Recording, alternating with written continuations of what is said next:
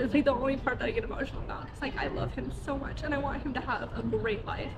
But, you know, I can't talk to him. I can't say, hey baby, how's your day? Hey, I love you, I miss you. You know, like I can say that, but he's just gonna look at me. And so. How's it going? What's your name? My name's Emily Marquette. Emily? Yeah. Where are you from originally? I'm originally from a really small town called Corning, California. It's in between Sacramento and the border of Oregon. Oh, really? It's a really small town in the valley. Oh, cool. What brought you out to Portland? So I'm a dancer. I'm a stripper, and so I was originally dancing in Spokane, and it's just kind of a dead area out there. There's not a lot of business, so we came out here to Portland to try and, you know, make some money. Oh, yeah? Yeah. How long have you been dancing out here? We've just got here Wednesday, but I've been dancing since I was 18, or like 17-ish, and then I moved up to Spokane area about 2 years ago, and I've been dancing for the last like 6 months there. Oh, yeah. Yeah. Did you like Spokane, or was it kind of... No, I would rather go out to California. I feel like California clubs and like the environment's a lot better. Yeah. Yeah. At least I get the ocean. Oh, yeah, for sure. Did you grow up with both parents? So I grew up with my mom. She was very like inconsistent. She did a lot of drugs when I was younger and was an alcoholic. And my mom and my dad would like kind of switch off and on with like either going to rehab or going to jail. So I didn't get to like grow up with both of them consistently.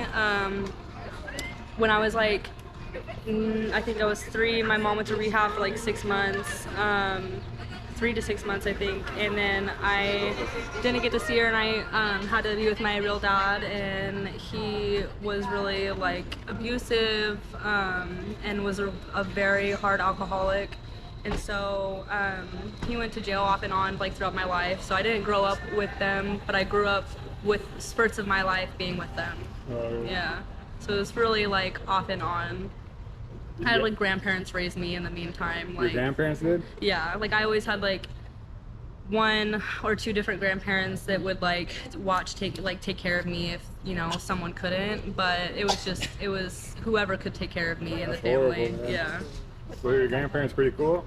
I had some grandparents that were really cool, but none that really like stuck up for me, you know, like they never, like they watched me because like obviously, you know, they wanted me to have like a normal childhood, but they also didn't like, you know, I was physically abused and emotionally and verbally abused like my entire life by both my parents. So, and they didn't like, there was never any like, hey, you shouldn't talk to her that way, like, or hey, that does this to them, like as a kid, like, or oh, don't you love your daughter? Like, you know, they would never say things like that. So I don't have a relationship with any of them now, but yeah.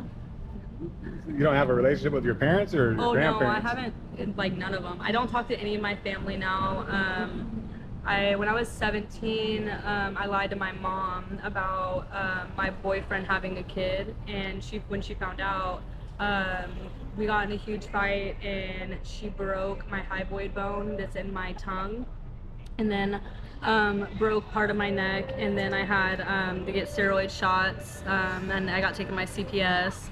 Like and fighting? Like, yeah, like she strangled me, like and like yeah, crazy. I know, like I never received love from my mom. Like I never had like a parent that like I actually like felt love from and actually like really felt like a connection. So I think that growing up now, like it's hard for me to be emotionally available.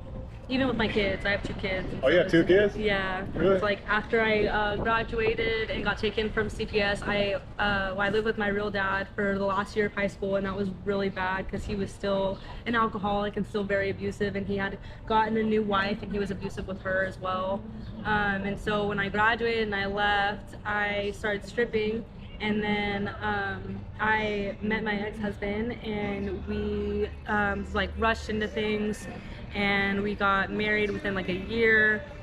I had roughly about 4 miscarriages with him, so I was infertile for a while. But then we had 2 boys. My oldest is autistic and nonverbal, and He's gonna be 4 in like 5 days, which is awesome. But I love being a mom now, and I think that that's like why I had the childhood that I had, which, you know, I like come to terms with. But that's also why I don't have contact with them, is because, you know, I feel like you had 18 years to learn and do right, and like at least go to therapy and try and do better. And, you know, as time has gone by, I've found out more and more that they've chosen that life continuously over me, and like that just kind of shows me that I would never do that with my kids. You know, I'm not that type of mom, so I wouldn't want that type of like grandparent in their life too. Yeah, who's watching the kids right now? So my ex-husband, he's in the military, and so he has a really great schedule. So he watches them when I need them to, or his parents actually live up in Spokane too, so they'll watch them too. Oh, so they're in their care. Yeah, they're at my house right now. Like, yeah, they're at my house right now, just hanging out. I mean, what time is it? They're getting ready for bed. It's about 8 o'clock. Yeah. Oh, that's cool, man. So is he a pretty cool guy? I mean, the dad. Oh yeah, he's a great dad. Takes care of him and stuff. He's a wonderful dad. Cool, provides everything for him. It just was very, you know, you grow up with traits in your childhood, and I think that some things that I handled in the relationship, like I already went through so much as a child and throughout my childhood, that I wouldn't want to give that. Like, I already went through all that, so for him to put me through more than he's already put me through, and not saying that he's a bad person at all, but you know, you are a product of your childhood and your environment and stuff like that. Sure. So things that we went through and that happened in the relationship, I just never wanted to deal with again after already dealing with what I went through with my childhood. So I made a decision to, you know, I'm raising 2 boys, so I made a decision to just, you know, make sure that they have a role model where no matter what, you know, they're being respected on everything, and that even if it's not like that, then you have the choice to be your own person and to do your own thing, because you have to respect yourself first, you know. If your spouse isn't respecting you and loving you the way that you need and the way that you want, and especially as a role model to your children, then, you know, I like had to ask myself, am I willing to, you know, keep putting in effort in all these years, because I was with him for about 5 years, to where I was like, no, I can't do this. I really got to focus on myself, because my mental health was deteriorating at that point. You know, like I hadn't ever done anything for myself. I never went to school when I was with him. I didn't have a job really. He just wanted me to stay home and like, you know, like definitely heal from my childhood, but also like he wanted to control things and also feel like he was like the head of the household and like that type of person where he can take care of everything, but you also have to like remove your ego when you can't, you know, and you see someone who's struggling and you can see how it's affecting their life, you know, you should be able to put your ego aside and be like, okay, yeah, if you want to have a career, if you want to have work, if you want to do this, then you should be able to. But I didn't get that. Did you guys have help too? I mean, with the kids at first? Or? No. See, that's what he wanted me to do. He wanted me to stay at home when we got married and just take care of the kid. We had got married, and then we were trying to have kids, and it took about a whole year before I got pregnant, and it kept. And when I gave birth, he had a very like minimum wage job, and we were struggling really hard.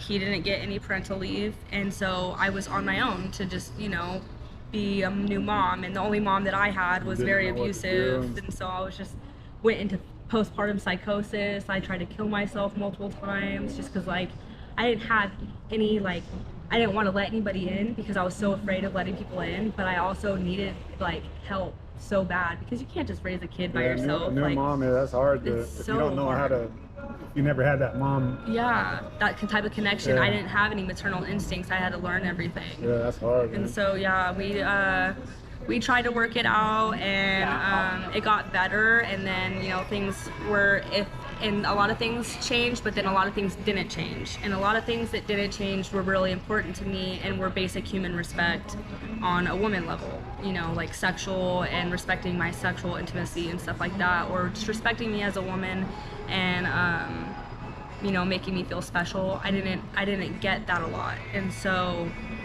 I was continuously taken advantage of sexually by him, and I just like remember looking at my son, and then after I had my second son, I remember just thinking like, I can't let like that be the role model. I can't let them see that that's normal.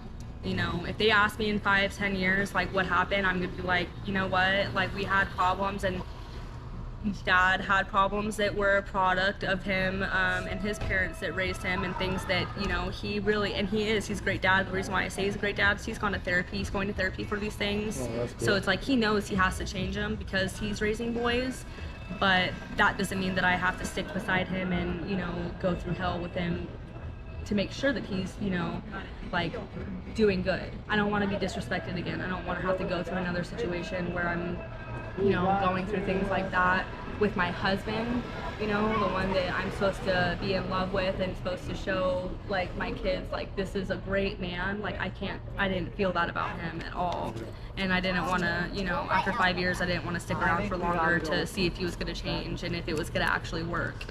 So now we just co-parent, and we try and just, you know, be the best parents, special needs parents we can, which is really hard, but it's also better than anything that I could ever ask for. My mom was very she's very big ableist. So like growing up, I always got told, you know, like, oh, well, I couldn't imagine if I had, you know, a special needs kid. I couldn't imagine, or she'd say like derogatory things towards people with special needs. And so growing up, that was kind of my biggest fear. I'm like, oh my gosh, what if I had a son or a daughter who, like, what would I be able to do? Like, that would be a lot. And then coincidentally, my first son is autistic and nonverbal. And is going through a bunch of therapies and stuff like that. Did you and guys it's know like, that at the birth? Yeah, the ultrasound, like through the No. ultrasound? So autism is really different. You learn about a year in.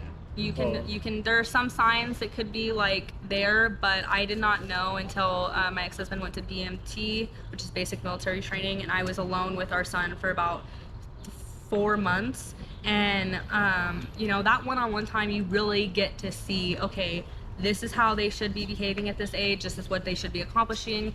And there were a lot of things that he was accomplishing, like cognitively, but he wasn't physically developing in certain ways. Like he couldn't crawl, he couldn't walk by a year, 2-3 months, you know. So we were getting worried, and then his vocabulary was great, and then it started diminishing. So he could say about 50 words, have conversations, and then, you know, it would just slowly. It's like the only part that I get emotional about. It's like I love him so much and I want him to have a great life, but you know, I'm just worried. I don't know what's gonna happen, and I want the best for him, and I want him to have friends and have to feel like he can express himself, and he can't. So it's been hard, like connecting with him, because I can't talk to him. I can't say, hey baby, how's your day? Hey, I love you, I miss you, you know, like I can say that, but he's just gonna look at me. And so it's been hard, definitely, like being but I would never change him. I wouldn't want him to, like, you know, I wouldn't want him to be like normal or like not on the spectrum. I love him just the way he is, and I couldn't imagine him any different. And I think that he's gonna grow up and be a great person. I'm just worried about society, you know, and how they'll treat him, and like how he'll be able to live in society and feel like independent. You know, I want him to be able to do that. So sorry.